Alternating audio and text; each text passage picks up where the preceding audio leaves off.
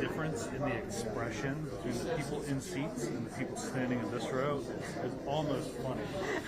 They're like, yay! And you guys are always like, come on. I guess at least we're getting paid today. Sure, absolutely. Absolutely. I tell people all the time, sure, pays me by the hour.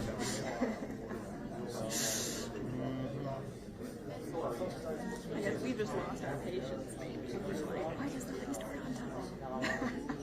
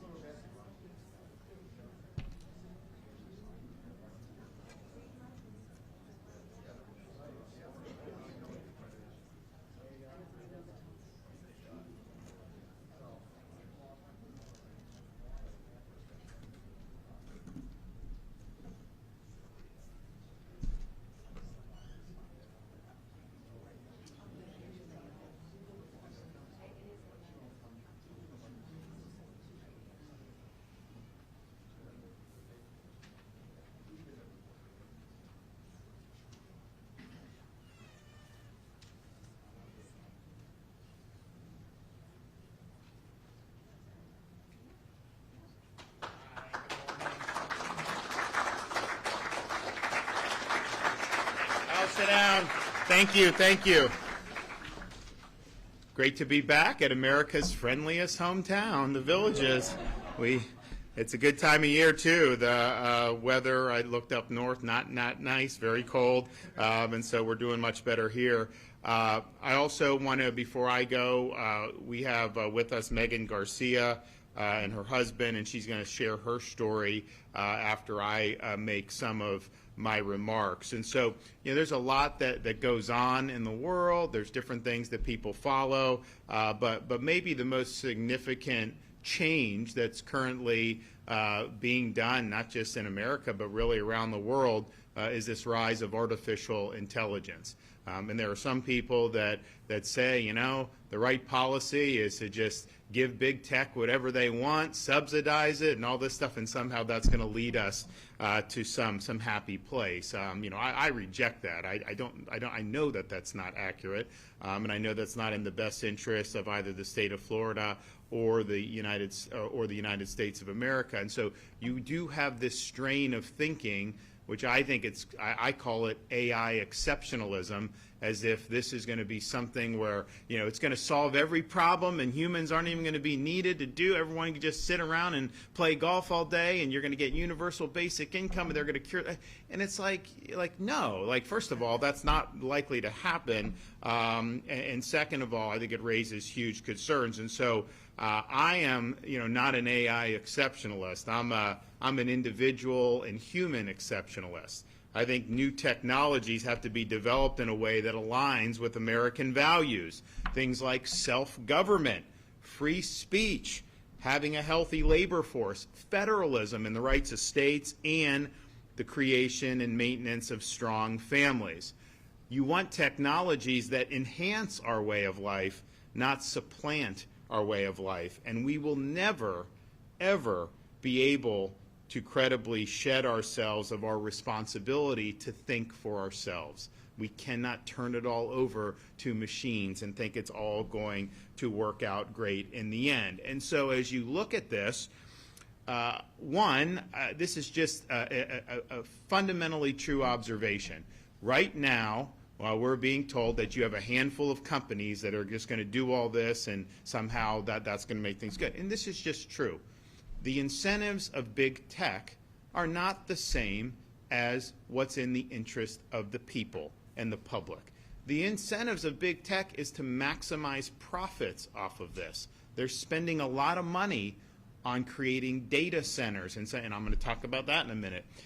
They're doing that, and the whole reason they're doing it is to get a return on the investment. So they're going to guide the technologies in a direction that is going to be the most likely to monetize returns. So if there's ways technologies to be more beneficial for humanity, but it would lose money, versus some that could be destructive but will make them a lot of money, they are going to choose the money. And honestly, they're duty bound as public companies, which most of them are, to maximize shareholder value. So the incentives are not aligned. And I bring this up because, there was a proposal in the U.S. Congress to impose a 10-year moratorium on any state regulation of artificial intelligence. And you'll hear from Megan in a minute about some of the things we're looking to do to protect children. But that is basically saying, let the handful of tech companies, let them drive the train, and we're just along for the ride. And that was stripped out of a bill, 99-1 in the U.S. Senate. They're talking about jamming it into the defense authorization bill.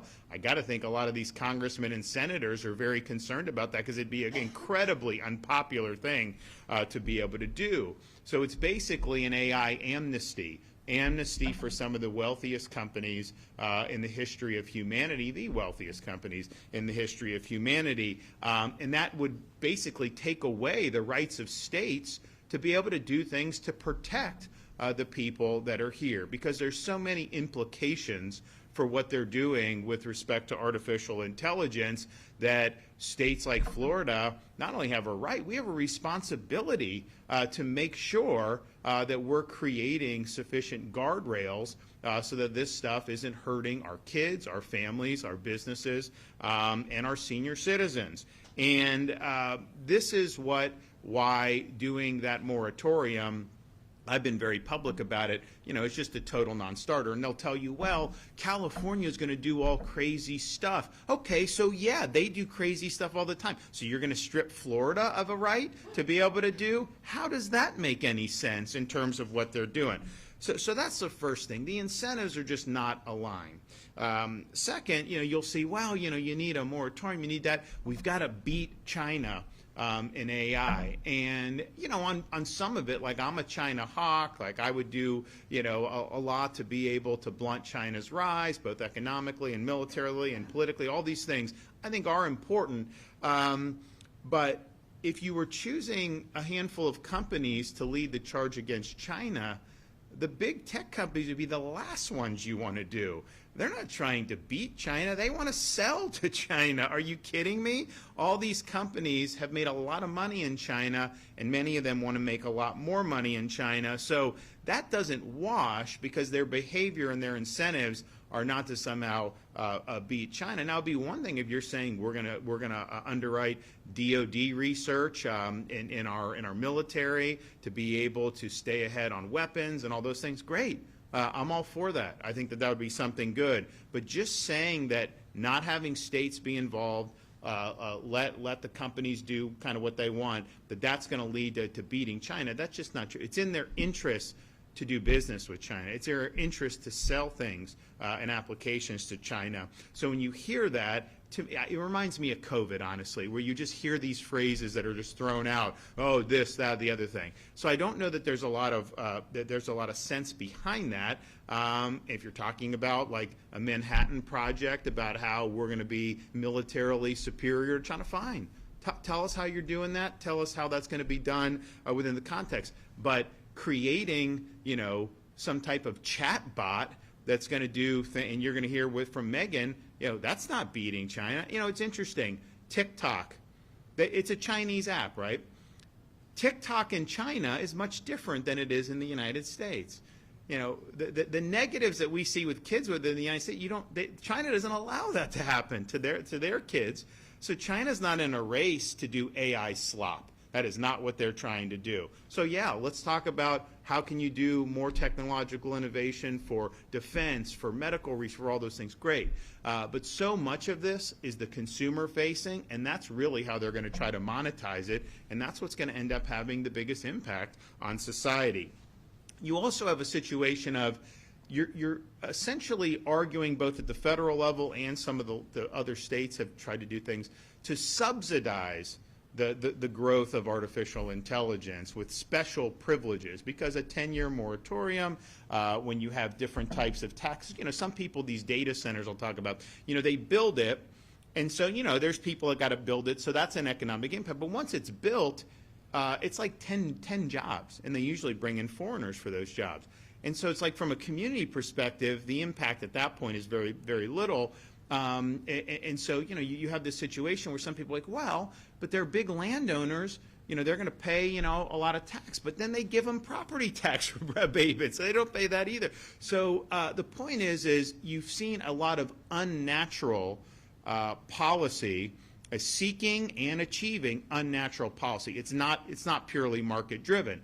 And so the question is, why would you want to put thumb on the scale here or there? First of all, that's typically not how you would do when you're talking about market economics. But in particular with artificial intelligence, one of the selling points of people who really are gung-ho about artificial intelligence is that it's going to cause a lot of job losses in the economy because they're going to be able to automate more and more things, and so you're not going to see as many people get hired out of college. You'll see if we're in a recession, you're not going to see any of those jobs come back. And I'm just thinking to myself, why would we want to subsidize that outcome that is going to potentially cause harm? And here's the thing, new technologies sometimes displace jobs, but sometimes they can open up other opportunities. And I think that that's true, but I think the interesting thing with AI is some of the proponents, they're almost gleeful that you're going to have fewer people employed. They're not even promising that there's all of a sudden going to be more. So again, I think that there's technology that can enhance a worker's productivity,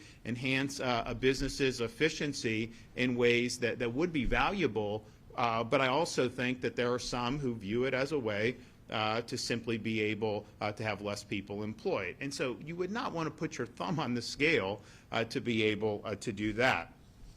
The other thing is there's nothing new under the sun. We see different technologies emerge, but underlying all this is the same insight the founding fathers had when they founded the United States of America. Human nature is flawed. And so when they were creating a government, they had to articulate the core principles that our rights come from God, not from the government, that the purpose of government is to protect those pre-existing rights, that we have a rule of law, not the whim of individuals, and that we have limited government and that power is divided between the states and the federal government, with the states having powers reserved that are not specifically enumerated. But the reason why they went and created the structure that they did to try to get those values enshrined in a constitution is because they wanted to make sure that the government operated with a proper understanding of human nature.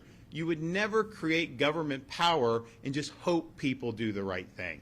They expected people to not do the right thing. They wanted to channel it in a way so that people had the incentives to be able to govern in a way in a very complicated system where there's conflicting checks and balances that would ultimately be able to lead to at least not terrible outcomes, because they were very suspicious of government. But they were not just going to say that, yes, we'll just elect a bunch of angels into the government and everything's going to be hunky-dory. No. They said if men were angels, you wouldn't need a government. If angels govern the rest of the people, then you wouldn't need any restraint on government or internal control. But that's not the world we live in. So they understood, human nature being what it was, people that accumulate power, that there would be temptations and there would be abuse of the power. So that's why they have checks and balances. That's why the executive has certain powers. That's why the legislature, Congress has certain powers, the judiciary, all these different things. So when you're talking about AI, these are massive companies. In some respects, they have more power than governments in certain avenues of this. But there is nothing new about human nature. The founders would not have conceived of any of these social media, chat bots, none of that. But at the same time, human nature being what it is, you're going to have the same dangers of power being abused. It's just in a different sphere. It's just got different wrapping paper, but the underlying principles are the same. And so if you think about when you type in something on one of these LLMs, these learned language models, you ask them a question. First of all, a lot of the answers are inaccurate. Let's just be clear. A lot of the quotes can be fabricated, and you wonder how that's happening. And I told a story. I'm a Tampa Bay Bucks fan, right? We live in Tallahassee, so we're out of the Tampa Bay market, and it was Bucks Patriots a few weeks ago, and I'm like, oh man, the whole family's ready, right?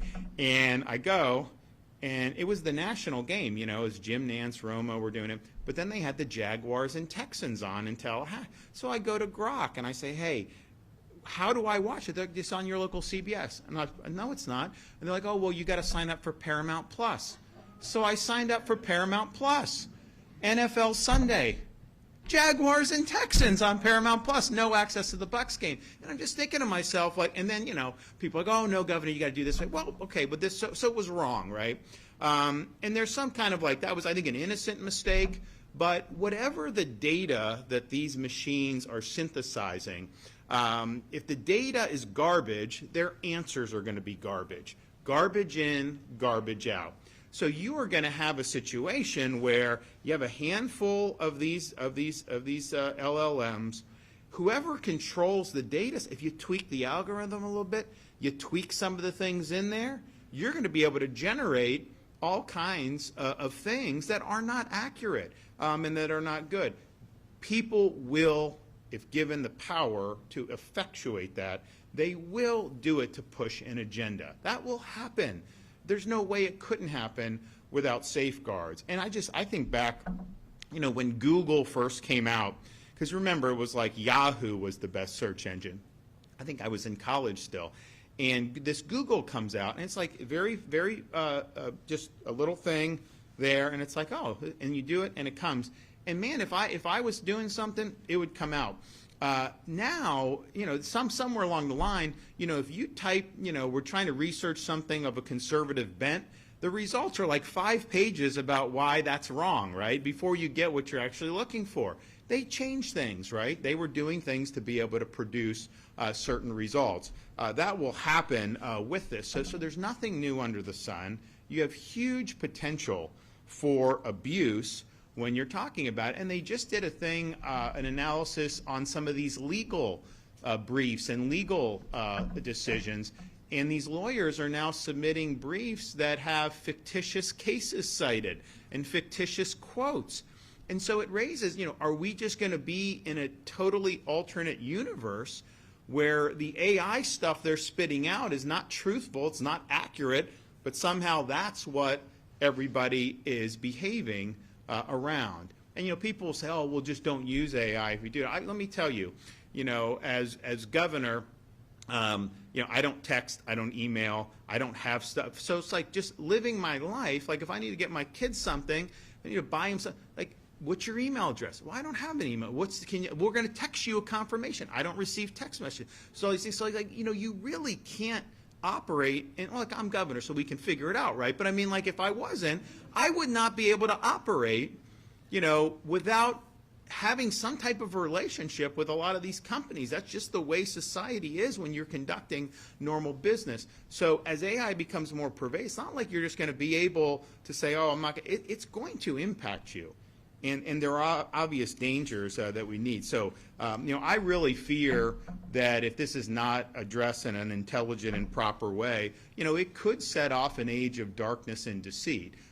Some will say that it's going to lead to, curing cancer and all that. I hope so. I think that would be great. But human nature is what it is. There's going to be huge temptations to take this in a very bad direction. And so instead of having truth at your fingertips, you're basically having narratives shoved down your throat. You're having agendas that are being put out there by people who are going to be very, very powerful if they're sitting at the helm of these companies. And so finally, it's like, okay, well, how does this affect me as a Floridian or whatnot? And you're going to hear from Megan Garcia in a minute, but Megan's teenage son was doing chatbot, and I guess you can have like friends that are chatbots, and this one was doing things that were not appropriate in terms of with the son, and then eventually I think became like a Game of Thrones character and coached her son into committing suicide,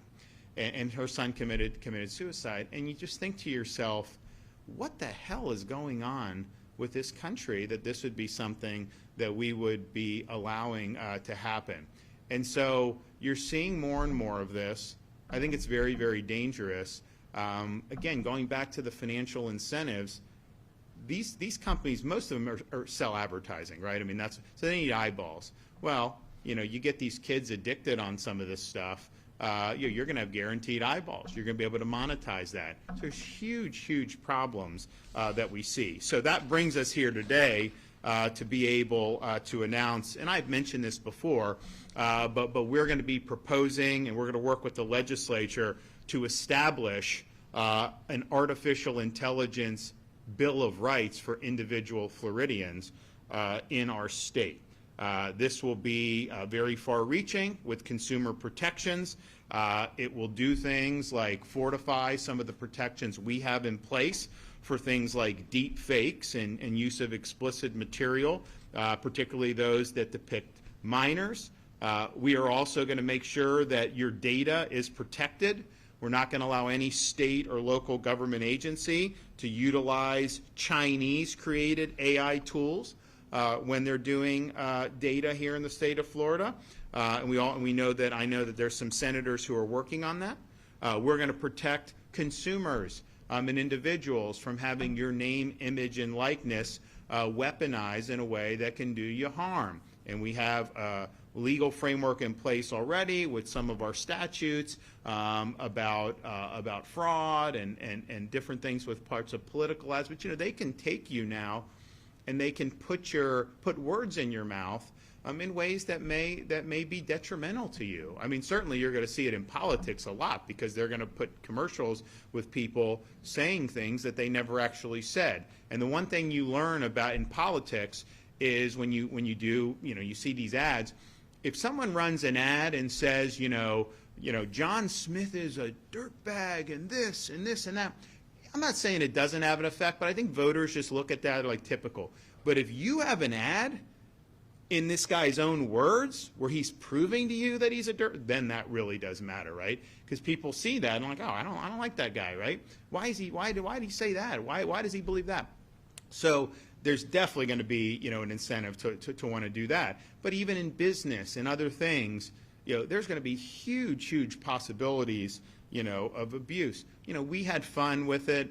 I don't know how to do it, but we had got it done. So my son is in second grade, huge Florida State fan, like the most loyal you will ever find, hates other teams, does not like the Gators. And I told him, they had the Florida State game, and I filmed him, and we'll put up his predictions sometimes. And I was planning on doing it, so I'm filming him, and I'm like, "Give me your prediction about it." And he just starts lacing into the Gators, and I'm like, dude, I can't put you on there as my son bashing at Florida school. I just can't do it. It's like, it's fine you have your allegiance, but you can't be. So I didn't put it on. But we ended up, so we were just having fun with them. And I don't even know how it happened because I don't know how to work it. But, you can do a picture of somebody and then tell the AI to make so they have a picture of Mason in a Florida State jersey, kind of like that. And then they do it, and it creates this video where he's like that. He rips off the Florida State jersey. You see a University of Florida jersey, and then my son is doing the Gator chomp, saying it's great to be a Florida Gator. He was very upset when he saw that. He probably would sue if that ever got public. And he was just like, and he does not like artificial intelligence as a result of that. But I mean, and it's kind of that's slop, right? It's having fun or whatever. But honestly, it looked real. It looked real. So everyone, I think, is going to be in a situation where people are going to be able to manipulate this stuff.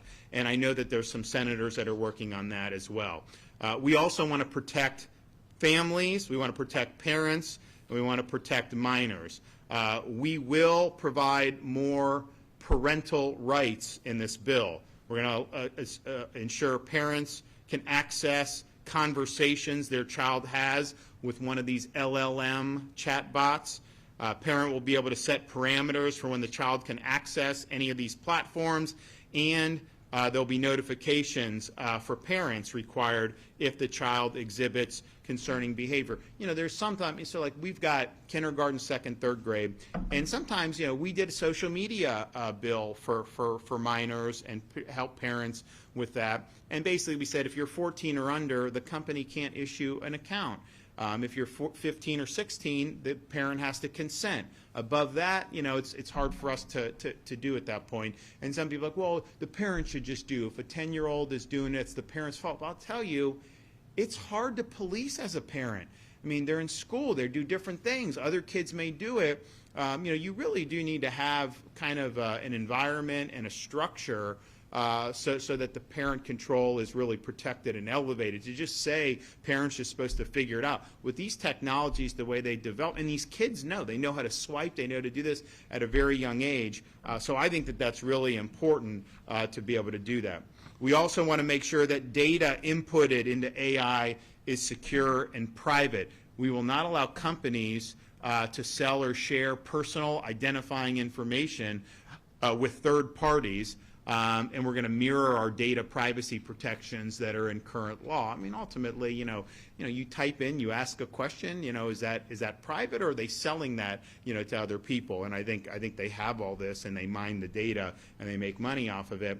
We will also protect consumers from unfair claims practices. We'll make sure that, for example, if you file an insurance claim, that you can't just be denied by AI, that you got to have human review, and a human being has to stand by a decision whether to grant or deny a claim. We're also looking at, and then also things like legal briefs. I think you should have to certify that AI was used in the creation of a legal brief. Certainly, if an AI wrote the bones of it, I think you got to disclose that. It's just think, you hire a lawyer, you have a claim, they file a brief, and they have fake cases because they were doing AI. That's malpractice. I'm sorry, you should lose your license. So there's going to be a lot of professional things that I think there's going to be expectations where people are doing that. Now, data centers. How many people even know about these data centers? I mean, 6 months ago, no one really talked about it. Now it's become something of a flashpoint because basically to run artificial intelligence, they have to run it through these massive computer systems, and there's servers. There's a whole bunch of stuff that I personally don't, have the technological expertise. I just know it takes a lot of power. And so when you're doing a chat bot, when you're doing some of these things, it needs way more power than, say, a simple Google search would need to do. And so there's an effort underway by the industry to build these massive hyperscale data centers. And so the one, I know Meta's going to build one in Louisiana that's going to be about the size of Manhattan. So this is real significant. Hyperscale data center typically consumes as much power as a city of 500,000 people, sometimes even more than that. It gets very hot, so they need a lot of water to be able to cool it. So there's all kinds of issues with respect to resources. There's also the issue of, okay, you're in a community, you pay your electric bill, you have a data center come in, and then they need all that power. What's going to happen to your electric bill? A lot of people have seen their bills go up because, we have a limited grid. You do not have enough grid capacity in the United States to do what they're trying to do. That's just the fact.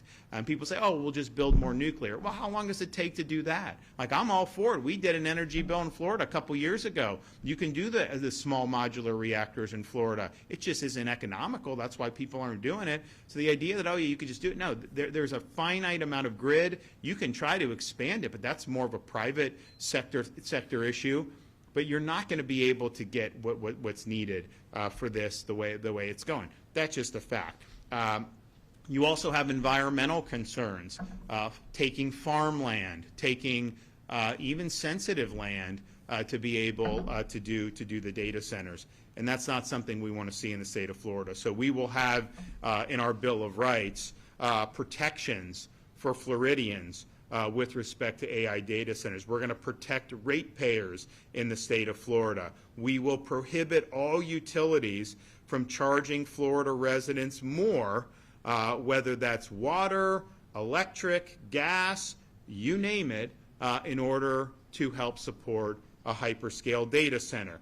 We will also protect taxpayers by providing and prohibiting subsidies to hyperscale data center construction. We're going to protect local control to ensure and codify that local governments have the right to reject the construction of a hyperscale data center. We'll protect Florida's water resources by making sure those resources are plentiful for Floridians and that we continue making strides with clean water.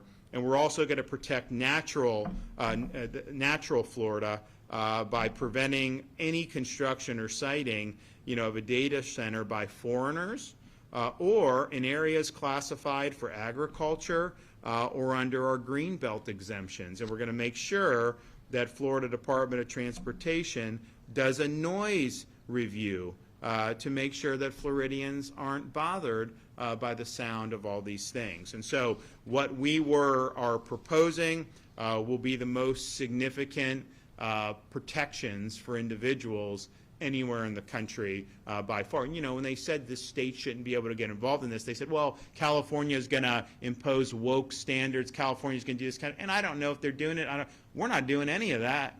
What we're doing is things that are going to make sure that we put Floridians first, that we look out for our own people and not just have people get harmed by this rush to create data centers, a rush to try to infuse everything with artificial intelligence without sufficient guardrails. So I've had a lot of people talk to us over the weeks about doing all this, and we said it was coming. A lot of people were asking about it, and I've had productive conversations with members of both the House and Senate in the state of Florida.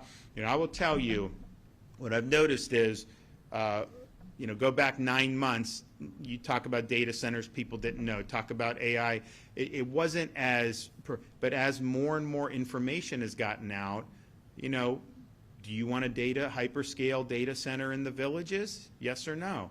I think most people would say they don't want it, right? Do you want to see some of these chat bots and all these other things doing?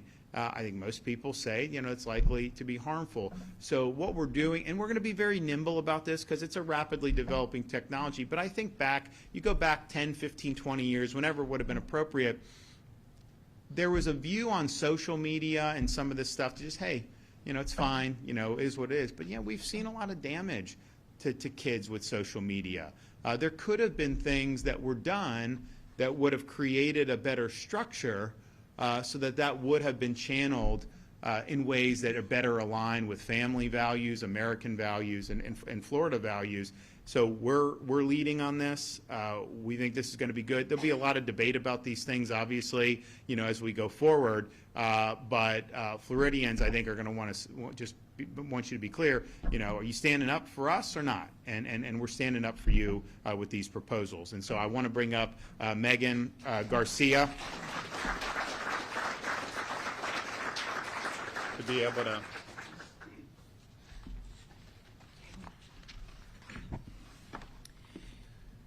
Good morning. My name is Megan Garcia, and I have with me here today Sewell Setzer Jr. I am a wife, a lawyer, and a mother to 3 beautiful boys.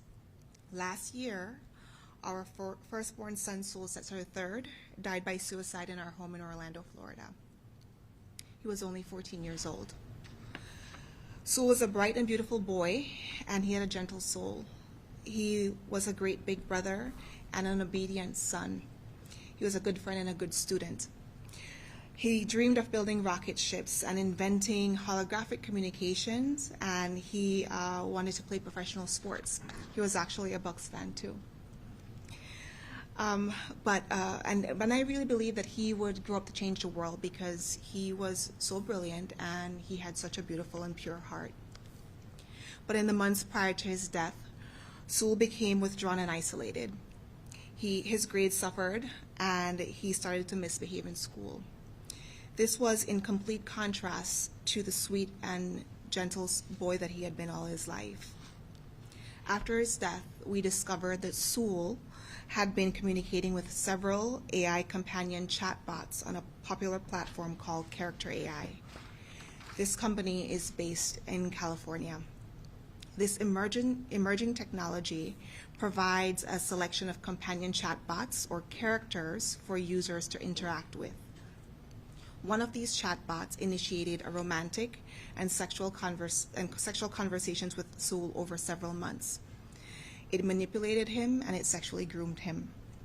On the day he took his life, his last interactions weren't with his mother or father, but they were with this AI chatbot on Character AI. This chatbot encouraged Sewell for months to find a way to come home and made promise that it would be waiting in some fictional world. These AI chatbots were programmed and designed to engage in sexual role play, to pretend to be romantic partners, and even pretend to be licensed therapists. I have reviewed hundreds of messages between our son and various Character AI chatbots, and as an adult, I can see that these messages were littered with gaslighting and love bombing. But our child was only 14. I don't think that he would have been able to make that distinction. What I read was sexual grooming of a child, and if an adult had engaged in this behavior, that adult would be in jail. But because it's a chatbot and not a person, there's no criminal culpability, but there should be. Other conversations reveal that our son told various chatbots that he wanted to die by suicide. He told those chatbots explicitly, but there weren't any mechanisms to protect him, no mechanisms to alert his parents. Instead, it urged him to come home. It is unacceptable that a product exists where a child or anyone can talk about suicide or plan their own suicide.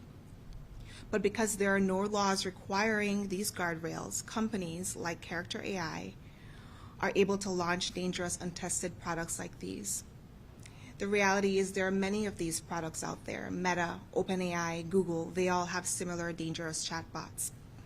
All of these companies have been in an AI race, not to beat China, but to capture market share and to maximize their own profits. We have seen this kind of reckless disregard for the lives of our children before. We have seen how Meta, Snapchat, TikTok, and other social media companies have launched dangerous products that harm children and destroy families, all for the sake of profit. We have watched for 3 years while Congress has failed to pass regulation to prevent companies from harming our kids and to prevent companies from harvesting the data of our children. But you know who has passed laws to protect children? Florida. Florida has passed laws.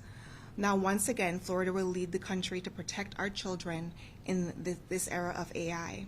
Children need this protection because it is clear that these companies who are developing and deploying AI chatbots are more interested in profits than the safety of our kids. Big tech cannot be trusted with self-governing, and big tech cannot be trusted with our children. And if Congress won't act, we must pass our laws, because Florida's children cannot be the sacrifice and the ransom paid to big tech. On behalf of myself and Soul's dad, we want to thank Governor DeSantis for being a leader on AI policy and announcing these very important policy initiatives today. Our family has been devastated by the loss of our beautiful boy. Last week was Thanksgiving, but we weren't celebrating because there was an empty chair at our Thanksgiving table. Our beautiful child is gone, and it's too late for him, but it's not too late to protect millions of other children in our state. And I am hopeful that policies like those announced today will ensure a safe future for all the children in our state. Thank you.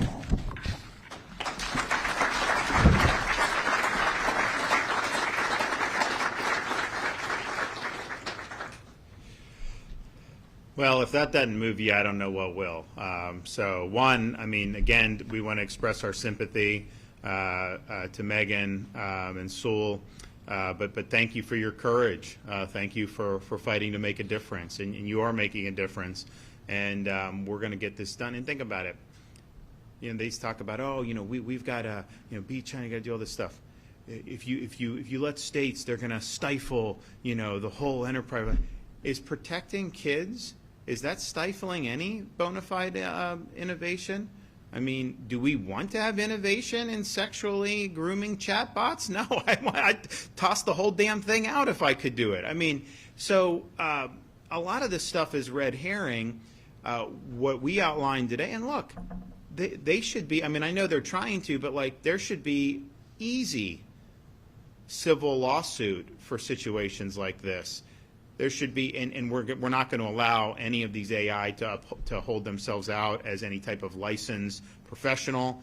There's going to be disclaimer. There's going to be a lot for the consumer when this all comes to fruition, which I think is really, really good. But if they don't want that, it's like, well, they want to monetize, and the kids are a huge thing, and they're already putting ads now in one of the chat GBTs, right? Because that's how you make money. And they're in a race to try to monetize because they put all this hundreds of billions of dollars into the hyperscale, into the data center stuff, and they need to be able to get something on the back end. And at one point, if it's clear that ain't happening, then you're going to see, you'll see a downturn, right? And so they need to be able to monetize. So this is one way that they're going to try to do it, and so we're not going to let that happen. I mean, we need to protect folks. So I thank everybody that's been involved, and we've got a lot of people that have been involved, giving us input, both in the legislature, people that are policy experts, obviously people that have been negatively impacted by some of this, like Megan and her family. And it's all been very, very meaningful. So I don't want to sit here and say that like this is easy. It's rapidly, evolving. But we do have an obligation to speak the truth. We have an obligation to stand up for people when they need help. We have an obligation to protect people from the really potentially harmful effects of some of this stuff. So I look forward to working with folks to be able to do this.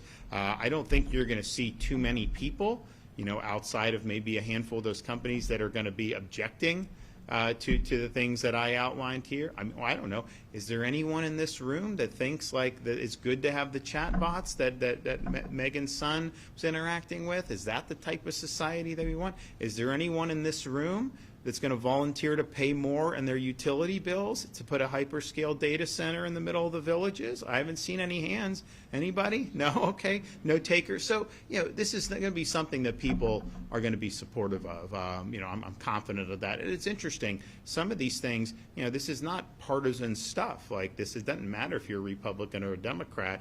I don't think anyone would want to see the stuff that's happened, particularly to Megan and her family. So I thank everyone. Okay, do we have any questions back there?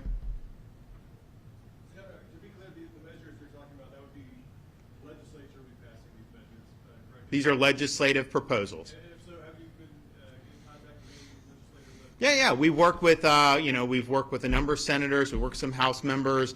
I personally had discussions with President Ben Albritton in the Florida Senate, leader of the Florida Senate. So, and here's the thing, folks, as they see, this becomes something that is sensitive to people, and they want to see that you're on the right side of this stuff. They just tried to do, they wanted to do this data center in Pennsylvania, like rural area. And you had all these people come out, and they were like, well, whoa, what about this? What about that? So it's interesting the impact that it's had on communities in terms of some of them wanting to go out. So I think what you'll see is a lot of support for these proposals, and there'll probably be others that the legislature can do. But I was looking through all the stuff, all the ideas that came through. And then I was looking at Congress trying to do a 10-year moratorium to strip the states of rights to act in this area. And I'm thinking to myself, all their justifications for why you should strip the states, none of that had anything to do with what Florida wants to do, right? I mean, like, none of this stuff is California, right? So I don't know if that moratorium is dead. Now, here's the thing. Is it an overreach to do a 10-year moratorium as a matter of policy and strip the states? Yes. Would it be struck down as unconstitutional? Well, the Supreme Court in the 1930s said if a farmer or if a guy was growing wheat in his backyard, that somehow that was interstate commerce. So it's like they could say it's interstate. So I don't know that the courts are would provide relief. I think it's going to be a question of, do you have elected officials who are going to put their money where their mouth is, because a lot of these guys ran on limiting the federal government and having, allowing states to be able to pursue policies. And there is a time for preemption from federal, for sure, because there is. Because, there may be, like, certain things in, like, a specific industry where it screws up the entire market. Like, that does happen. So I'm not saying you can never do that. But this, I think, is different. This is just basically putting every state in handcuffs, not letting them do anything. And here's the thing, they say, well, Congress can do some type of standard. Well, how good has that worked out for you lately, right?